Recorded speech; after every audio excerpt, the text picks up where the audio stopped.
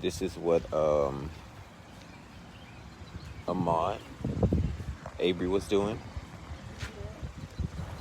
Y'all see that? We just looking. We wanted to see the house, but we wanna we didn't want to cause no scene, so we just pretend like we was coming out here to get the phone number. But it's nice on the inside. I like it. What's that? Okay, all right. Listen, I wanted to leave motivation,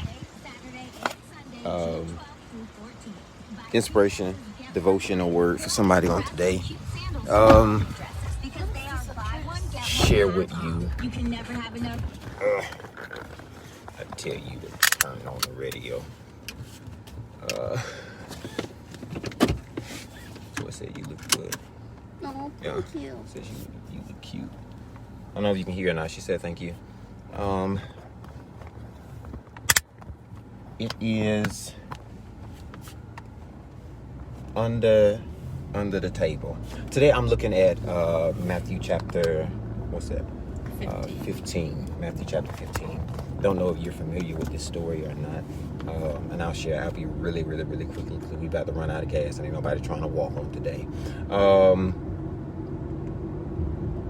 The Bible says that there's a woman who has come from the land of Canaan. She comes from Canaan, but she's in search for Jesus. I know that Canaan would be the modern day Samaria of the text. So she is an outcast, but she is chosen. She's the chosen child of God. It's interesting that when she gets to the part of the script where Jesus is in front of her, he is not, I guess, alerted of her until she says more than one name is what she calls him. She says, Son of David, Master. Brittany has the text, but she's not going to turn to it. Okay. There is a listing of names that she calls him. As soon as Brittany decides to get it, that's when we'll have it. Told him. Want me to read it? Yeah, you can read it for us. It says, and behold, a woman, a Canaanite, came out of the same coast and cried, saying unto him, have mercy on me, O Lord, the Son of David. Yeah. My daughter is miserably vexed with the devil. But he answered her not a word. Then came to him his disciples and besought him, saying, send her away, for she crieth after us. Yeah. But he answered. No, I just needed what it called up, but you seem like you in a reading chapter mode. Man, I tell you, it's so hard to find good help. Really? Yeah, it is. It is. You know, Jesus said to the disciples, he's like, haven't I chosen you? And one of y'all the devil. One betrayed him, one denied him, one cut somebody else about him, but wouldn't claim him.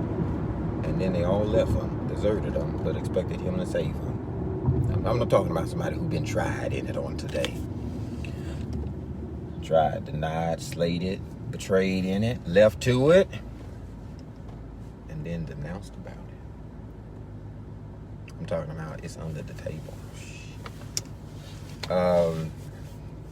Matthew chapter 15.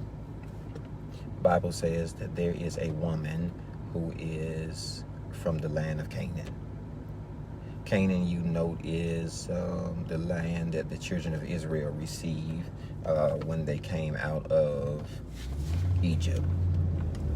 I know they're out of the land of bondage, the house of Pharaoh. But when they come into the promised land, we pick up here in Matthew chapter 15, where one of their descendants is no longer a free woman, but she has a daughter who is vexed. And so she's not struggling for freedom. She's struggling to be spiritually free. You may be aloof what I'm talking about, so let me help you on today. You are free with your hands, but your mind is still stuck in slavery. talking about you're free with your words. You can speak what you want to, but you can't form in your mouth the mental capacity to say that I am saying what I want to say. I'm talking about you are suppressed by reason, and it's not because of somebody's doubt. It's because it's a vexation in your spirit. You ain't gonna talk to me today. Brittany want to sit there with that with that smile on her face and that hair on her head. She says, I am vexed in my daughter. So it bothers me, and not that she's dying, but that she's in a situation that she can't change, and it hurts me. And so she comes to him and she says, Lord, help me. Heal my daughter. Heal her. And Jesus says, I've only come for the 12 tribes. And the problem is, so many of us get right in front of the promise and give up because it seems like we're getting a denial, but it's only the redirection. It's if every rebuttal is not for you to give up at, but some stuff is for you to be more determined that it is for me. She is from the land of Canaan. Yeah. This is modern day Samaria. This is the promised land that only the Israelites can walk into. The Israelites who get their name from Jacob, the seed of Abraham, who received the promise. I can't hear nobody. She is one of the chosen. And he's saying, this is why I'm here. I come to save the 12 tribes. Can't hear you today. It says, this is why I'm here. Don't forfeit the blessing because people look down on you. But be able to identify on the inside of you that God has set aside something for me.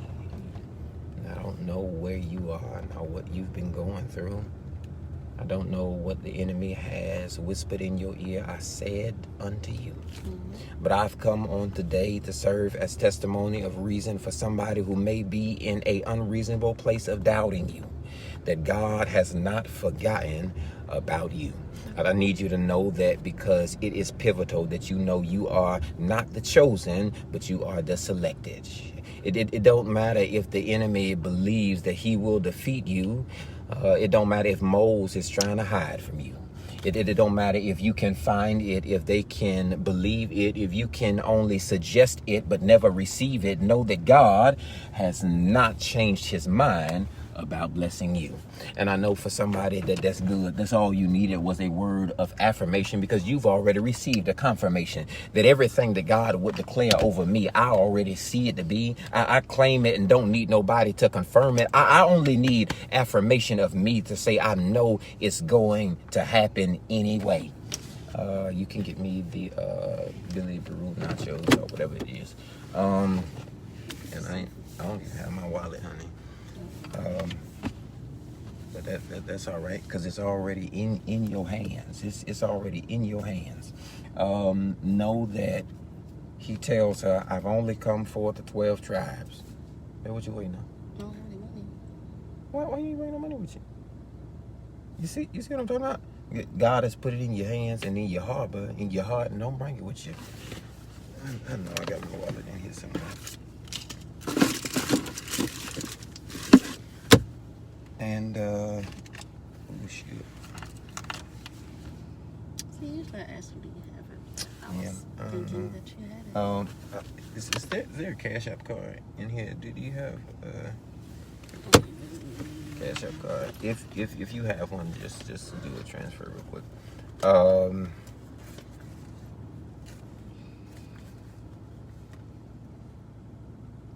My life ain't never been this slated. And she says, please, don't give up on me. And so, I feel like it's directional. where it's leading you in one way or the other, but I know that she's determined not to leave. What's that? I don't even think this one works. Is there not another one in there? The other two are at home. Okay, well, I'm not doing that. We can just go to the house and get the wallet. She says, I am not confused about it. This ain't nothing amusing to it. She said, if I was here for me, I would have time to play. But can anybody testify in the room today and say that, God, I know that you have not given me word that I can't resonate with. But everything that you spoke unto me, that like I've identified that it is for me. She says, I'm already here. Since I'm here, here's what I'm going to do. I will not release you until you bless me. The thing about it was that when she made up in her mind that my daughter is sick, but I won't leave here until I know that she's going to be okay. I know she's going to be fine. That I'll be whatever it is that you need me to be. That I'm going to get the healing, not for me, but for my daughter that's connected to me. You have to be so determined that you'll pray until you see something happen, that you'll go all night in travail, that you'll war in the spirit, that you'll be on your knees when nobody else will pray for you, nobody else can sing for you. I'm not talking about no praise team having pump or prime you, but if nobody is behind you, at the end of the day, the choir has left, the church has closed, that there ain't nobody else to pray. Can you still reach God in the humility of saying, God, I'm going to stay right here and push my way through until I see everything that you promised to my family and to me. She says, God, heal my daughter. And Jesus says, it's not right to give the children's food to the dogs. That ain't right. You don't do that.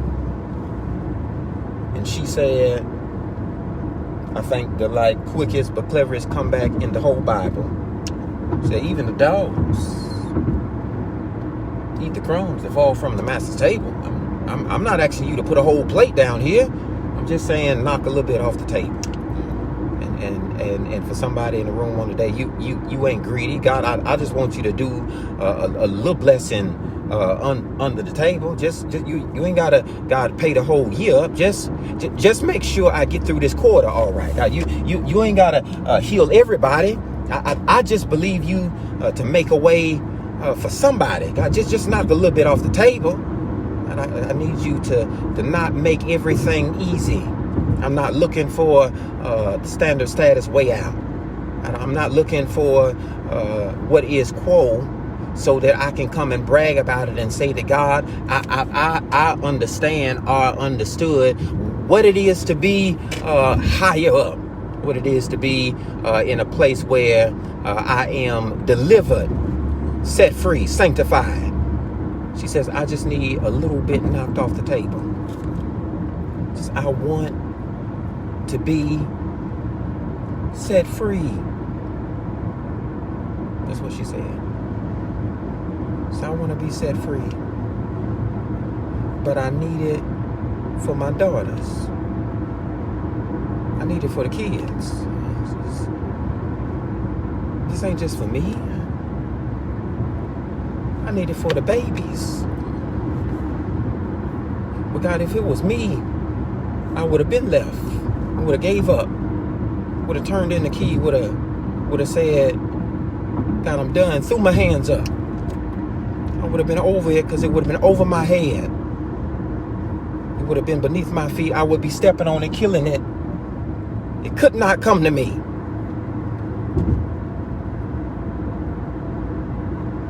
I can't give up like that.